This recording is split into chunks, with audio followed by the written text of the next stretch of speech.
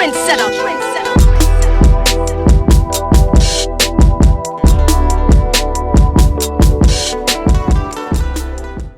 up, man? Your boy TrendsetterSense, and of course, back at you again, Rhythm and Streets. And I got a special guest this time, man. He has broken records, broken barriers, transitioned upon many genres. The multi-talented, my brother, I mean, he's a producer, he's an engineer, he's a songwriter, he's a singer, he's a performer. He does it all. And we're going to get to know this man even more, because he's already done went multi-platinum and done every show, every platform.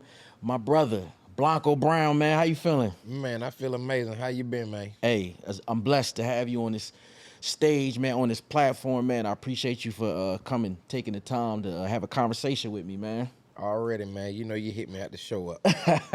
Yes, sir. Let's get into the story, man. You know, grew up Atlanta.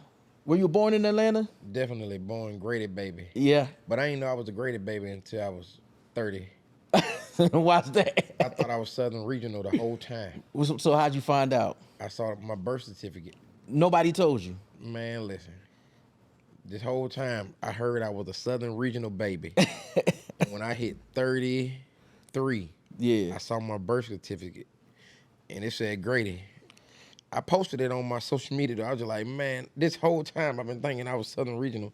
I'm a Grady baby. So what does it mean to be a Grady baby? Because, you know, being born in Grady, man, a proud Atlantean, ATLians, they're very proud to be of being birthed at Grady Hospital. Oh, man, I really don't know. It don't matter where I was born, right, as long as I was, you know, good and taken care of. Right. But I did find out I was a Grady baby. That's what's up, man. Blanco Brown in the building, of course, is Rhythm and Streets. I am TrendsetterSense. Let's get into your early influences, man, coming up at ATL. Because, bro, like, you one of the most talented people that I've ever, you know, worked with and been around. And, like, your story is, you know, it's infinite. It goes in all sorts of directions. And I just want to know, like, what influenced Blanco Brown from the beginning as a youth? Oh, man, the Williams brothers, listening to that gospel, it's in my soul. If you hear my music, it has a lot of soul, even though it's trailer trap, country music with 808s. Yeah. Just growing up around my family, my whole family singing. My dad, my mom, aunts, uncle, grandmas, they used to sing while they were cooking and just sing for no reason, you understand me? So I was inspired by my family more than anything. Okay. My dad and my grandmother, aunts, and them would turn on the Williams brothers every Sunday, and I just remember those records to sweep around your old front door before you try to sweep around mine. Yeah. Yeah. Those things. Yeah. When you were young, so I saw you in a group. You posted something that you in a group as a kid, like the first time? Yep. Me and my brothers and my cousin, Rod, who was in a group called, I forgot the name of the group. Long story short, we went through about 4 or 5 different names. RTB, Raw Talented Brothers, ×3 because there was 3 brothers singing together. Then we had Cavi when we got older. And it was just me, my older brother, and my cousin Rod at the same, you know. But my youngest brother, he was doing his solo deal, signed to Blackground. Okay. We were signed to Jasper, Cameron, okay. Street Love. Yeah. Shout out Jasper. Like our first placements were actually Street Love album for Lloyd and Sierra the Get Up remix. Wow. Yep. So okay, you go back to those records and hit old background vocals. That's me, my brother, and my cousin singing all those. Okay. Yep. Was that your first? That was your first taste being like in the music industry? No, I signed my first deal when I was 7. Okay. ×3 was the name of the group, and we were signed to a record label called New Star Records with 2 R's, Anthony Richardson, and we would like do shows from here to goddamn gone Alabama to South Carolina, North Carolina. Had like a good little fan base. We got to open up for like the Blind Brothers of Alabama and Kilo Ali, some everything. I'm talking about like we were getting in the clubs we were never supposed to get in, but we were able to perform and get in those clubs like Club Flavor. I would never order that. I wasn't old enough. I remember that. And we were performing that and some everything. Ah, But my uncles, well, my uncle and my cousin, they were signed to LaFace Records. So I grew up on the tour bus with like got you. Tony Braxton and Pebbles and Craig Mack and Ah, some of everybody, man. ah. Now I see it. Now I see it. So, you know, engineering, vocal production. I mean, you pretty much have done everything. Yeah. Like, where did all this evolve? Man, it's just that young kid that wanted to do what he loved to do and didn't want to work for nobody. Right, I wanted to work for self. right. I've had 2 jobs in my whole life, and between the 2 jobs, I've only given them 9 months total, just enough to birth my own self. Right. Charlie Staker at the airport, and I was working at Ford Air Solutions in the warehouse, Okay. and I didn't like neither one of them. 9 months, huh? 9 months is all I've given anybody outside of me. So when did you know, like, did you always know even as a child, like you knew, like, that what your purpose was? Man, I didn't know what my purpose was, but I knew it wasn't working for nobody else Right. because I just know me. Yeah. And I'm hands-on. I like to own things. I like to build things. That's why I got into the vocal production and things that you know me for. Because Right. I can bring potential out of artists that they didn't even see in themselves. I seen it firsthand. And when they got done with those records and they listened back and I could see the joy and excitement on their face, I was like, I'm living in the vein of where I need to be. This is my blood flow. Yeah. That's crazy because, like, my first introduction with you was actually working with Monica. Yep. And she brought you in as a vocal producer. Yep. And you've actually you did that whole Code Red album that she was putting out at the time, right? The whole album. Yeah. From Just Right to Me to everything on it. Yep. Right. And then, like, she did a song for me, and she brought you in, and her manager Melinda was like, "We bringing in Blanco," and I was like, "All right, cool." So we came in, patchwork, Yeah. and I was just watching how.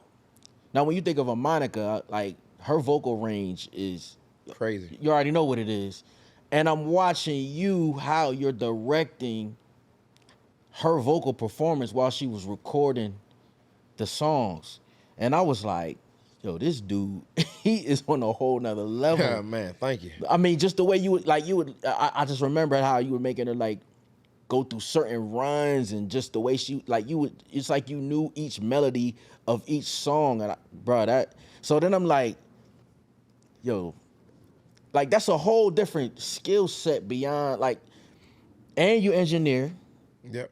produce, songwrite, mix as well. Mm-hmm.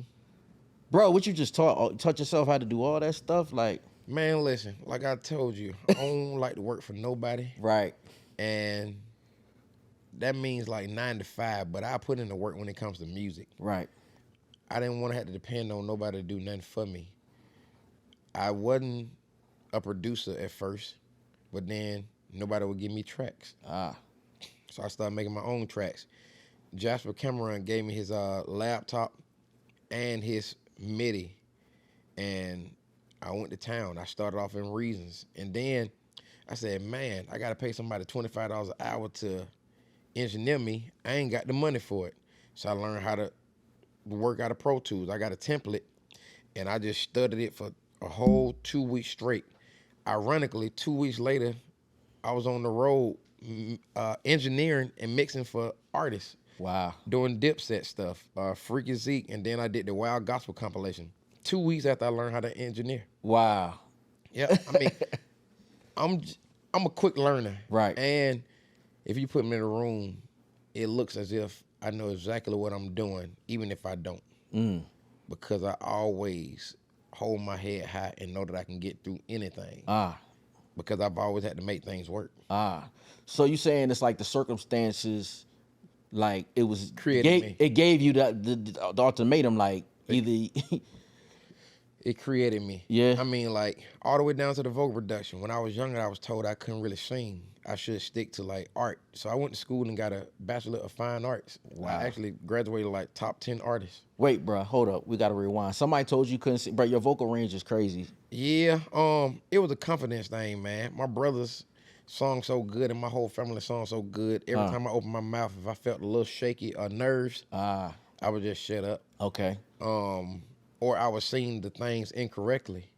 But I learned my strengths being in the background and learning to make people proud of what I did, even without leading. And my brothers, they would sing, and I would add another note or a minor chord, and I would sing in between those, those diminished notes and everything. And they'd be like, "Man, how did you come up with that? Where did that come from?" Yeah. And I could just hear it. Yeah. And it's ironic because when you met me, people call me Blanco the Ear. Ah. Yeah. Yep, I was listening to albums and records for labels and letting them know what was missing from the album before they actually put it out. So that's how I got into those things. But I wasn't a vocal producer at first. Okay. I was engineering for Bangladesh, Polo the Dunn, and a few people. Okay. Yeah. And over at 12 Studios with Dina Marto, Yeah. Shout out I was Dina. doing all those rooms. Right. And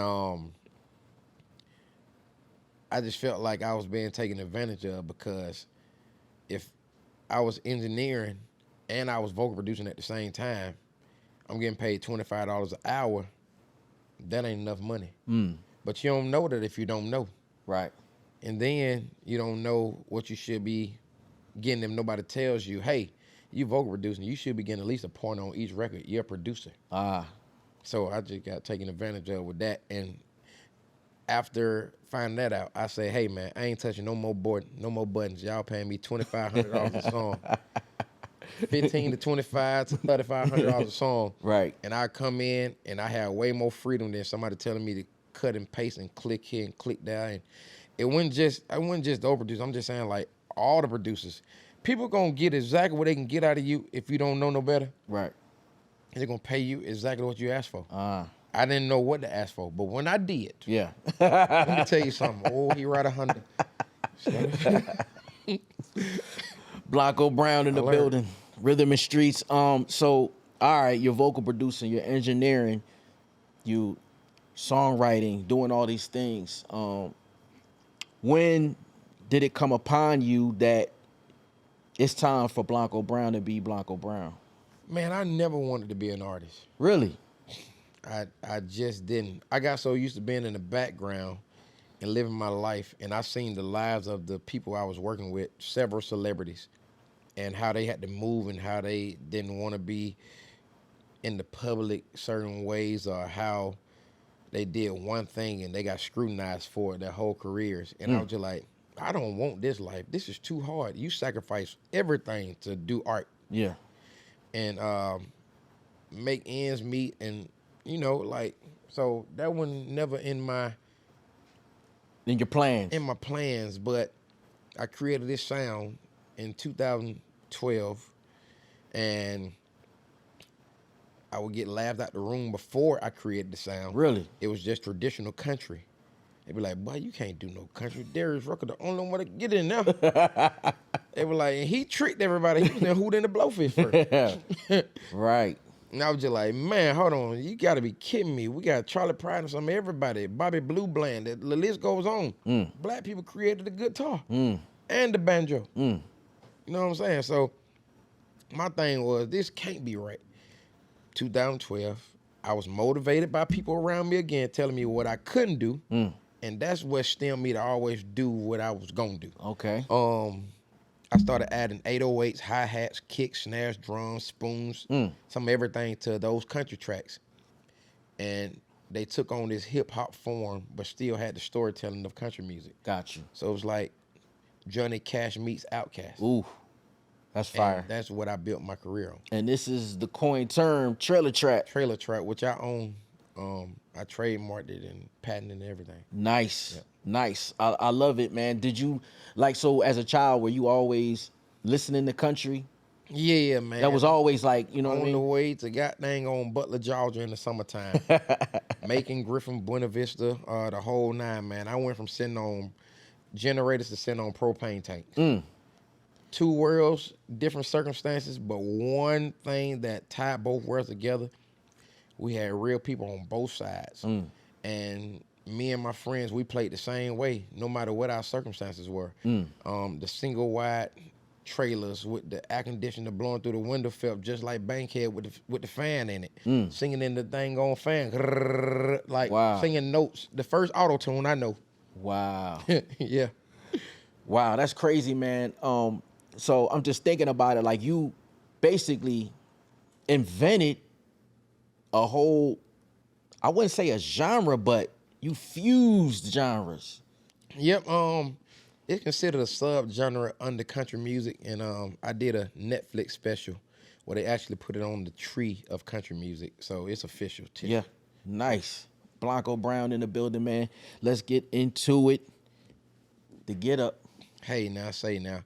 So Hold up, before you even go into your story, I don't know if you remember this, but you called me.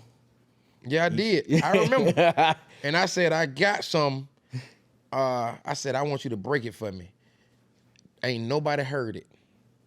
You could be the first one to break this thing. I remember. You remember that? I don't forget nothing. You said you got the biggest record that's coming out, the biggest record. It ended up being The Get Up. And it is now the biggest line dance song of all time. Of all time. 15-time platinum, written, produced, engineered 100% by me. Woo. Yep. Woo. And I own my publishing at 100%. Goodness gracious. You hear this? Yeah. Man, it's a blessing. Man, absolutely a blessing, man. Salute to you. Talk about it, man. Like, when you wrote the song, when you put the song together, you knew what you had in your hands? Man, I knew exactly what I had in my hands. As I was writing it, I told my friends and my peoples in the studio, I said, hey, man, this ache and break your heart on steroids. I'm trying to beat the Macarena. I remember growing up looking at MTV jams and everything, people doing the Macarena, and I was just like, one day I want to make the world dance, but I don't really want to be an artist. So I was trying to create music for other people. So, you know, I ended up doing the Bando Jones, the Sex Shoes, and I ended up doing the Fergie Myth Money. Oh, that's right. I did Sierra stuff, and I did, Sammy stuff. Yeah. I got Lloyd. I mean, Chris Brown, I did Juicy Booty with him, R. Kelly, and got dang on Janae Aiko. But I originally did that record on Bando Jones. Yes, I remember A that. lot of people don't know the whole story, you know what I'm saying? What's the story? I'm just saying, like, some of his vocals are still on that record. My vocals are still on the record. So I got a vocal reduction, and I got a credit for background vocals. For him, for Jeezy stuff, for 2 Chainz stuff, for Tamia. I got vocals everywhere. Childish Gambino. Right. I got my Grammy nomination for it because of the internet. That was engineering, vocal production. And I did that in Jasper basement, recording Lloyd stuff, and then met Childish Gambino and his brother and did some more stuff. Wow. Yeah, so I just been blessed to be in the room at the same time, but I've been very patient, man. I would sit in those rooms for 12, 13 hours just hoping to get in the booth to be able to express myself, but not really want to be an artist. I keep on repeating that. Yeah. I just wanted to be heard, and I didn't know how I wanted to be heard, but after I was heard, Okay. I knew that wasn't enough because I wanted to be felt more. And I got this quote I always show my partner Hard Bottom. A lot of people can out-sing me, but they can't out-feel me because I sing from my core and I sing from my hurt. I sing through my struggles. I sing through my worth. And that's my essence. Yeah. That's my being. Yeah. That's what I'm here for. My purpose is to create smiles, to bring joy to people, and I stamped it on myself. Purpose over everything. How did the Get Up dance, how did you create that from the song? Oh man, I was creating the dance while I was writing the lyrics. At the same time? At the same time. And I actually have it documented. Nobody's ever seen this footage but the people that was there. Yeah? I got footage of every single thing that I've done all the way down to the first time I put an 808 on country music. And I'm trying to put a documentary together, so maybe somebody can help me do it. But I have 2 terabytes of footage. Yeah. Of just nothing but my career and how it started. The artists that I've turned down, the stories that I've heard around the industry, the things that I've actually experienced that nobody really knows. You know what I'm saying? Yeah. I got all this stuff. Yeah. Yep. Let's talk about the barriers that you broke, because a lot of times, we look at country music as not a black thing, but times have obviously transitioned. Like yourself, plenty other artists. I was watching the, just your performances, and it just definitely has a different influence. How do you feel, being a torch holder of that platform, of being a black man in a genre of country music? Man, to tell you the truth, that's a lot on it because I don't really understand, the breaking of the barriers. Right. I feel like the people that listen to my music, they want it to always love. And those are the people that I'm most concerned about. Right. If you hate me, I could care less. Right. You ain't gonna throw no hands. So you look at it from more of a, it's not even about colors, it's about your feeling and your purpose. Man, it was never about breaking barriers. It was about making music that anybody, no matter what color they were, Right. no matter what they've been through, they can listen to and love just a little bit more. Love just a little bit longer. My music should be a remnants of joy. And anybody that know what joy feels like, I create with it every time I open my mouth. Blanco Brown, man, in the building. Let's talk about it. Did you ever think that the heights of what you were doing? Because when I hear you talk about it, you said, I didn't want to be an artist. I didn't want to do this. And then you go 11-time platinum, and then you Grammy nominated, and then there's so many opportunities going on. Like, what is the ultimate goal of Blanco Brown? Man, to create music, to keep on creating, to touch as many lives as I can. And man, I just want to stay jamming like a high point in the shootout. Right. Every time. So then after the success of Get Up, you co-wrote another hit, Parmalee. Tell me how that evolved with the group Parmalee. Well, with the original version of Just the Way, I didn't co-write. Okay. Parmalee was they on the label, on the same label, and me and Matt and Scott, we all friends. Got you. Before the Get Up came out, before any of that even existed, I saw them at a Broken Bow Christmas party. Okay. And they saw me talking to Zach Katz, the president, and they saw me talking to John Lober. And Matt was like, I don't know who this guy is. But he talking to the two heads, and they actually like respect him. We didn't know who he is. And I'm just telling Matt's story because he didn't share it before. Right. And we linked after that.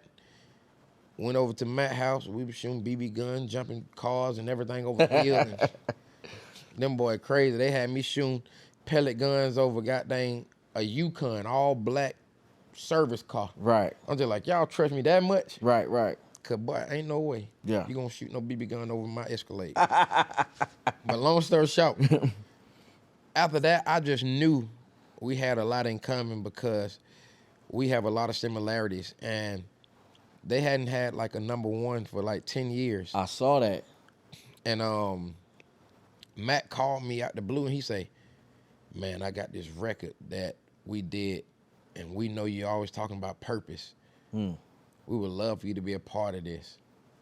And I mean, like, it worked out, man. My Spotify and following on social media, I had over like 8 to 9 million listeners monthly. And Wow. we put the song out, and the label knew nothing about us cutting the record, but they had to clear the record. But we didn't share it with them until we was done with it. Yeah. And it revived their career, and they worked hard for exactly what they have. They done went on to have another top 20, another top 10s and everything. So they still doing their thing. Wow. Yep. So I had 2 #1s back to back. One on the charts as the hot country songs, and then another #1 on the radio, which was unheard of for artists that debuted. So I hold a record now for Billboard country hot songs. It's never been in the history done before. An artist debut and go double digits at #1 in the history of the whole chart. Wow. And I did 12 weeks.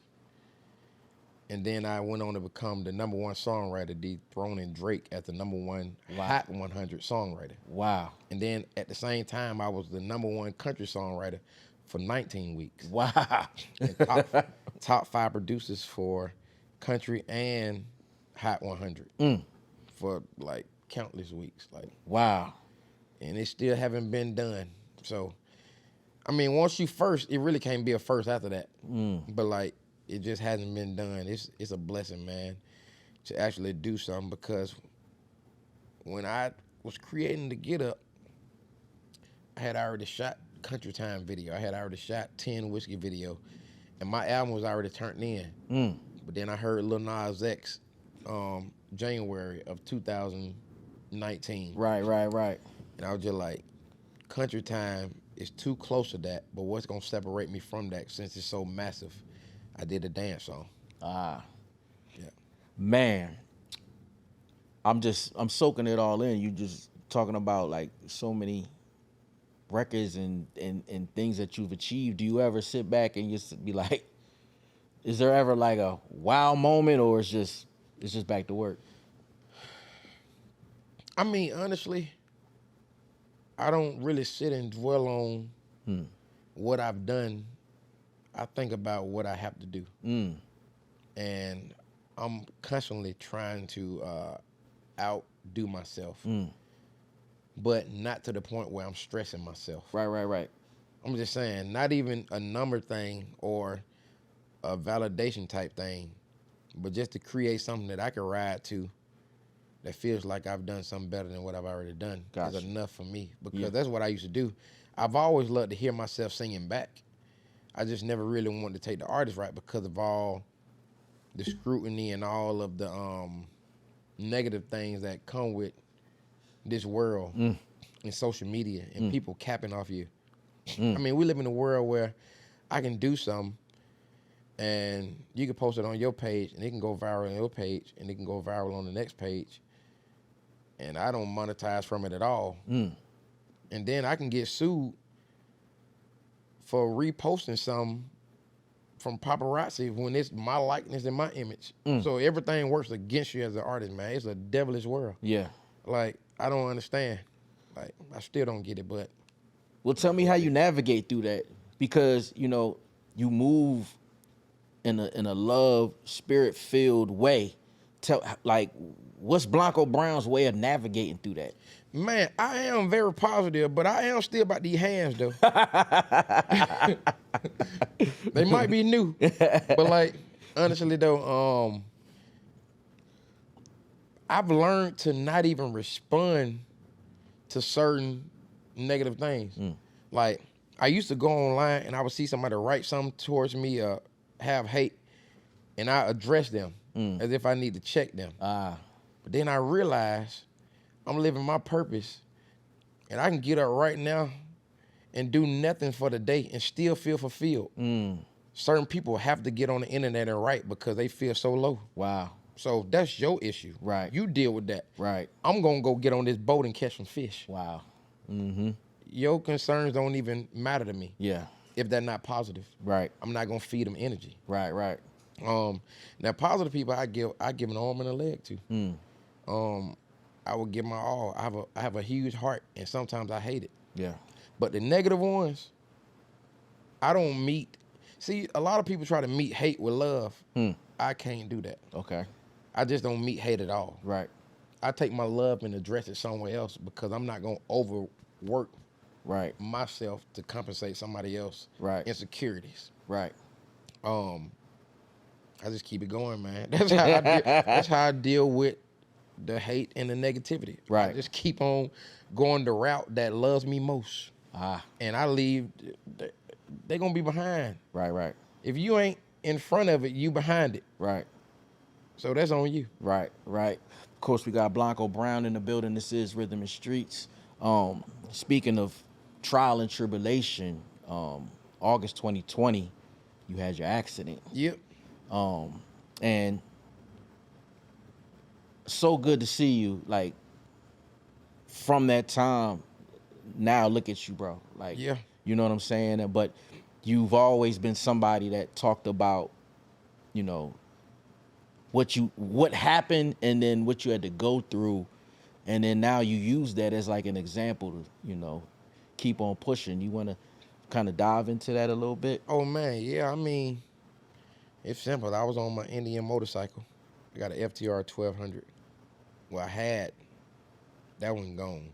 I still got it, but it's... The motorcycle game that you still ride? Oh, I have a new Indian. Okay. FTR 1200 carbon fiber limited edition one, and I love bikes, man. The bike didn't hurt me. It was the person in the car. Ah. I was in my lane. I seen a pickup truck coming at me head on. Right. I tried to dodge it. He met me at the center point. I went through the windshield, landed on the bed, bled out, died en route to the hospital. Went through my first surgery, sober, no anesthesia, no nothing, because I was losing too much blood. Wow. And like I said, I've heard a lot of people say a lot of negative things, but the worst thing I've ever heard... While you were going through this process? No. I'm just saying, like, in the past, I've heard so many people say a lot of negative things, but the most alerting thing I've ever heard in my life, period, was laying on that cold metal table and hearing the doctor say, if we don't get John Doe blood, he's not going to make it. Wow. And there was nothing I could do about it. Wow. Even a story I could share, a phone call I could make, anything. If I would have left that day, that would have been the end of my existence. Wow. And I couldn't express that to nobody, how that made me feel. Being in control of so much of my life and then having no control at all. Wow. Yeah, man. That's why money is like irrelevant, honestly. All these things I was sitting in the bed and couldn't do, money couldn't fix none of them. So money has no real value to me. Yeah.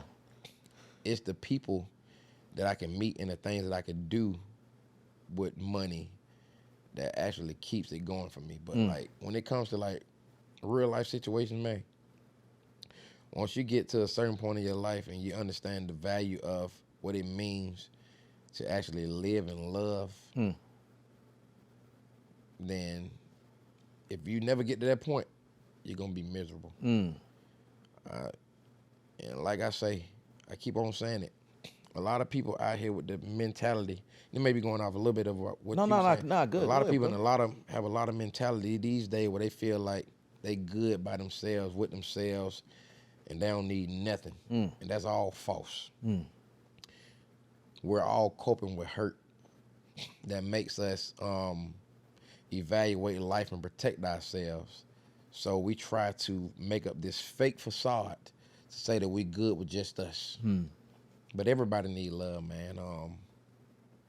It's essential. Well it's a necessity. Yeah. You can forget all the accessories. Right. I just live in a space, man, where I come from the bottom, and I know what it feels like being at the top. Mama and dad was never on welfare. We never needed for nothing, but we knew exactly what we were surrounded by when we saw the houses we were passing that we couldn't live in on that school bus. And that was the first time I ever understood that it was levels to life, because those were things that I couldn't get to. Just being in Bankhead Courts, I missed nothing. I longed for nothing. I was the most joyful when I had the lease. Right. Life. I done forgot the question as a whole, but I'm just... Bro, you just going. You flowing. Yeah, I mean, that's life in a nutshell. Right. What was the original question? The original question was, we was talking about, actually it was diving in like that moment. The accident. Yeah, the accident. Okay, back to the accident. Yeah. Oh, yeah, man. I got 2 new arms, 2 new legs, brand new pelvis. I had to learn how to walk. Wow. Using my elbows. Wow. Because I had 2 cast on. And this is how strong my will is. I got footage of this too. I was filming myself, giving myself my first shape up with cast on my arm. and in a wheelchair, asking my brother could I cut his hair to get back to things. Wow. And that just always been me, man. Like, bruh, it's just 9 months later, here go that 9 again. 9 months later, me and my team went back out on the road in Florida and performed for 60,000 people, opening up for Luke Combs. And I would double take the microphone to my hand so that my hand wouldn't drop it. Wow. Because the nerves were bad. You see, I still got like knots and stuff in the tendons from the hand. Like, wow. I couldn't even hold a mic longer than 5-10 minutes. Wow. So at some points, it looks like the mic is floating. Wow. Because I'm like this and it's just there. Yeah. But the pain I went through to get back out there and live my purpose, man, I'd do it over again. Because I live sometimes for people more than I live for myself. And crazy enough, my records inspired me to get through my surgery. Wow. And get through my rehabilitation.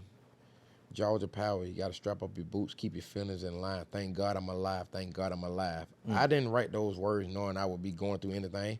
And mind you, I had never broken anything in my life before this wreck. And I felt like everything was broken except for my spirit. The Get Up.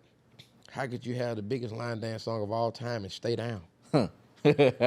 Grandma said, get up. You know what I'm saying? Yeah. I Need Love. As I walk through the cornfield alone full of emptiness, as I look to my left and my right, there's no one there to hold my hand. As my nerves get to shaking and my voice get to trembling, just keep going. I met an angel as I was on my way down. They told me everything would be okay. That's when I woke up. Show me love, honey love, I need love. We all know that a drink can't heal my heart. That's why I need you by my side. I need love. You know what I'm saying? Like those lyrics, man. I didn't write those lyrics thinking that I would be going through what I went through. But when I was going through, my fans had to remind me of who I was. So that's why I could never be bigger than my fans. I could never not take a moment when I have it to spend it with a fan. Man, honestly, because I give them life and they give me life. When I'm at my worst moments or when people try to scrutinize me on the internet, I see my fans jump in and be like, he's great. You tripping. Go check out all this. Like, it ain't nobody perfect. Like, I see my fans come in. Right. They intervene. I just love it. That was amazing, bro. That was amazing, man. And I love the story that you tell. I know you've been through a lot, but what you've gone through is like it seems like it's putting you even in a more power-filled position. And I don't mean that in a vain way, like you say, you're a service to your fans, like, and you feel is that like your responsibility? You feel like you're like a service to the people that you speak to? I am responsible. Every time I open my mouth, I'm responsible for what I say and the impact that I have on somebody's life. I choose not to live in the world of blasphemy. And we all are responsible for everything we say and do every single day of our lives. And if people were to start thinking in that way, then we have a lot more going for ourselves. I remember, bruh, telling myself I wouldn't post negative things because I don't know when it's going to be my last breath and I can't take that post back. It's the last thing I left for anybody to see. And I stopped posting negative things in response to negative people because I was just like, this could be my very last time ever speaking or being seen or people taking notes from what I said. And if I leave a negative moment, then that's what I'm gonna be remembered as, the last thing that people remember. And I choose to just be positive, man. Take accountability. That's the word that a lot of people need to learn to deal with and live through and be for. Accountability. Anytime I say or do anything, there's somebody watching. Anytime. So I would rather be the one that gave you something to move forward in life with, to make changes in a positive aspect of your life so that you can impact other people. Because as generations go on, things are going to get worse. They worse now. They worse. I mean, bruh, you think about all the things that they push on us and all the things that they make cool that ain't cool. All the things the kids are exposed to on TV, all the things that they can't live past because it's just thrown in their face. At least when adults were making like these cartoons and stuff when we were kids, they were hiding messages in them, and adults knew what they were. Now they just blatantly. It's right in front of your face. I'm talking about like just disrespectful, and we just got to take more responsibility. Let's just put it like that. Leave it right there. Do you feel like that's part of that Blanco Brown had, like you have to play a role in that as well? Man, definitely. Because if you don't know, if you don't see positive, you don't know what channel to turn to. Sometimes you get tired of looking at Channel 11. You don't want to see no more news. You don't want to see what's going on. Yeah. Sometimes you need to create your own world to start changing things within your world and change things around you. Everybody don't want to be reminded of all the hurt they've been through. You got to learn to live past those points in your life, or you'll be stuck stagnant thinking about what you went through when this is just a temporary vessel anyway. Right. Yeah. Honestly, bruh, there's so many hurt people hurting people, and I keep on telling people, when I meet you, I don't want to meet your hurt. I want to meet your worth. Put value on things that you need to put value on to have a sane mind. Blanco Brown dropping a lot of jewels, man. Of course, TrendsetterSense, Rhythm and Streets. We in here having this amazing conversation. From all the success, you work with so many artists, you know, multi-platinum. Is there a dream collaboration that you haven't done yet? Man, they all dead, honestly. So it would be somebody like Throwback. Like a goddamn on Sam Cooke, Donny Hathaway, Johnny Cash, Bob Marley. You know there's ways you can get it done now, though. Aretha Franklin. Yeah. Yep. Yeah, there's definitely ways that it can be done. I'm not saying the AI, but maybe one of the estates have... you know what's so crazy? I have John Denver actual session. Wow. That BMG sent to me. Wow. To do Country Roads. Wow. So I actually have a version of Country Roads that's never been done before, never been a collaboration. They never cleared it or anything. They chose me to put my vocals on the same song as John Denver. And I have the session from beginning to end, all the way down to him saying, 4th take. Wow. Yeah, so it's a beautiful thing, man. That's a dream collaboration too. Country Roads, like everybody know that song. Right. But outside of that, I mean, is that gonna happen? Like, I mean, I cut it. Oh, you working on it, or? And we're gonna see what's gonna happen with it. Okay. But it's done. Yeah. I've already done it. I think the world needs to hear it. Okay. Yep. Do you have any artists that you're developing under you? Not at the moment, but I am looking to work with new artists. But honestly, I said I want to give myself at least 2 more years of just building everything that I want to build, so that when I'm working with an artist, I know exactly what's all needed. Running the label is a whole nother thing. Right. And I don't like if you know me and you know my struggles and you know what I've been through, I don't like coming in doing nothing at 50%. You got to meet me at 100. Right. And that's the type of artist I choose to work with. Somebody who knows themselves, that's confident in themselves, and allows me to take them to the next level. Right. That's what I'm looking for. But I can start the process maybe a year from now. But I've only put out 1 album. Really? And it just seems, because watching your career has just been so many things. And yeah, I've done the collaborations and stuff with like the Diplos. And right. Palmer Lee and Lee Bryce, some of everything. I've Right. done things to keep it going. Uh-huh. Me, Nelly, and Breland. Mm-hmm. A lot of people don't know, but I was vocal producing Nelly back in the day. So he already knew me for vocal stuff. Right, right.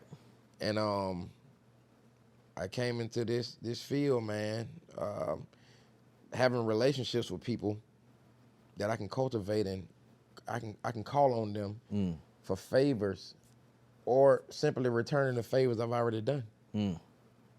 And we've done records just to keep it going, keep it afloat. That's the blessing within my career because I haven't had to pay for any of these features or to be on them. Like we just, man, we love Right. and we create, and it's just a blessing to have genuine people that you're around that's already superstars like the Nellies and the Monicas and so forth, so Right. on. Right. The Kane Pitbull. Browns. Pitbull. Right. Did the World Cup song. Yeah. And Kane Brown, Right, who's right. a super country superstar. I did his first. Like I was vocal producing and demoing those songs Right. and showing him where he needed to hit these notes and these background vocals and go up here and give you a low register here. Like that was the beautiful thing about learning to be in the background. That's what tied my life together. Learning to appreciate the things that weren't in the front, Yeah. but they were needed.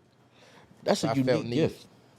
Yep. That's a unique gift, bro, because, and I didn't mean to cut you off or anything, but I'm good. I was just thinking about, because it seemed, like I said, like you so much about helping and serving, and Yeah. you know what I mean? Man, that's in my fibers. It is what it is, no matter what it was, man. Even when I was working at those warehouses and working at the restaurant, I would still just come into work every day and inspire folk. And I was the one who was at the job like, what you plan on doing after this? They'd be like, shoot, I don't even know. Like, well, you need to figure it out. You're going to be here forever. And I'm talking about I was at the job, working at the job. And I don't think my managers like that. Because I was inspiring people to move outside of those jobs and to grow and build their own restaurants, to build their own warehouses, to do those type of things. And those are the type of things I've been on for a little minute. Investing here and there. Purchasing land, having assets. I mean, like, different stuff. What's two-part question? If Blanco had to go talk to young Blanco, what would be the advice? Man, to tell you the truth, I wouldn't change a thing about young Blanco because young Blanco created this Blanco. And in formal terms, Lil Benny created this Benny that's known as Blanco. Right. Everything I went through in life, I feel like built me for this very moment. So when people say, man, you got a hell of a project, you put this together, you jamming, how did you come up with it? I say I didn't. Life came up with it. And God just delivered the message through my vessel to create the song so that somebody else could be directed in the path that they should be directed in the way I lay my foundation. And I'm always moving forward. Right. So if I just had to make up something, I would say Lil Blanco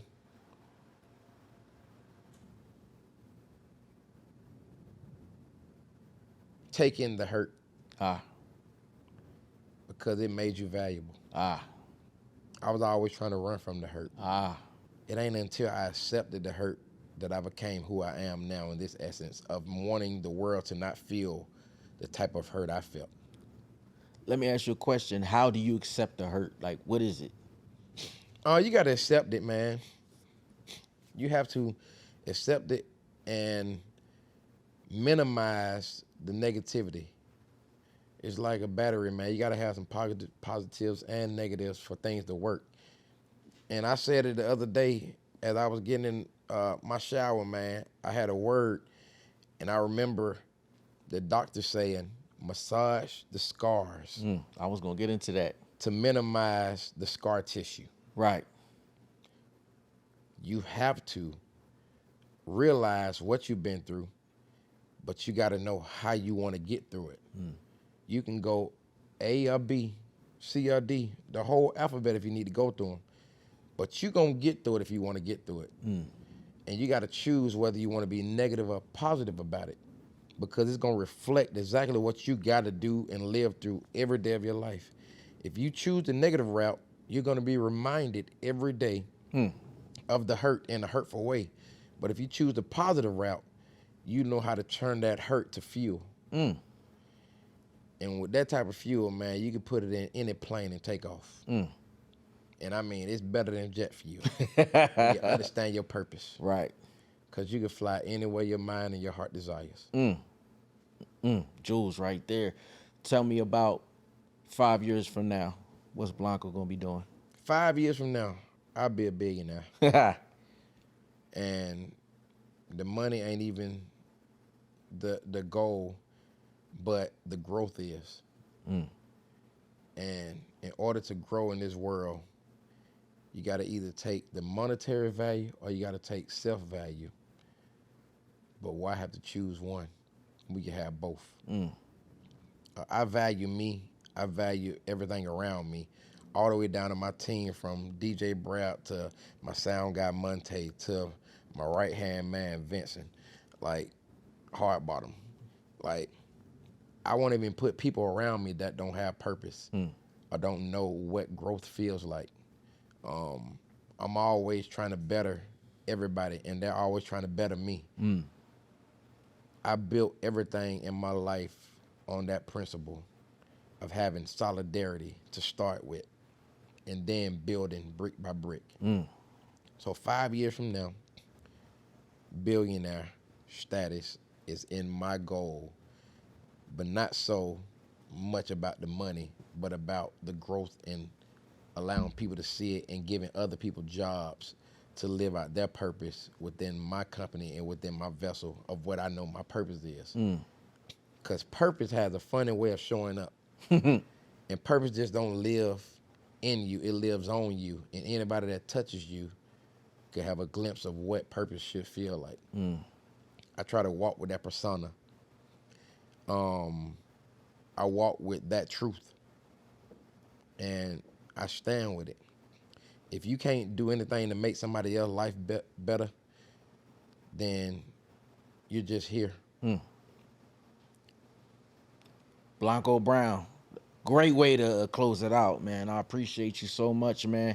Yeah, that was deep. Hey, man, I'm deep, but then I'm funny too. Yeah. But I just really think people need to understand what it means to be in a position like mine, and stop fighting to be in a position like mine if you're not ready to heal the world or give back to this world. Because being in my position could either make you better or make you worse. I choose to be better, man, because I want everything around me to be better. Right. And nothing is going to get better if we don't make it better as a collective, effort. Just imagine everything we built, and building a generation that don't even know how to run none of it. Right. And there was nothing you did to help them understand how to run it. And then you start needing youth. Right. But you don't have any. You're going to be lost. Right. So I would rather build everything and everybody up around me to get to a position where they don't need me, but they want to be around. Right. And that's always been my goal. Build you to the point where you don't need me. Right. But you want me around. Right. Because that takes a whole nother type of resilience. Right. You got to marry situations and love. That's it. Man, People don't understand that, though. Wow. I appreciate you, brother, for coming and sharing that amazing conversation, man. My brother, man. Blessings every time. Yes, sir. Hey, now say now. Yes, sir. Right here, man. My brother Blanco Brown, TrendsetterSense. This is Rhythm and Streets. Trendsetter.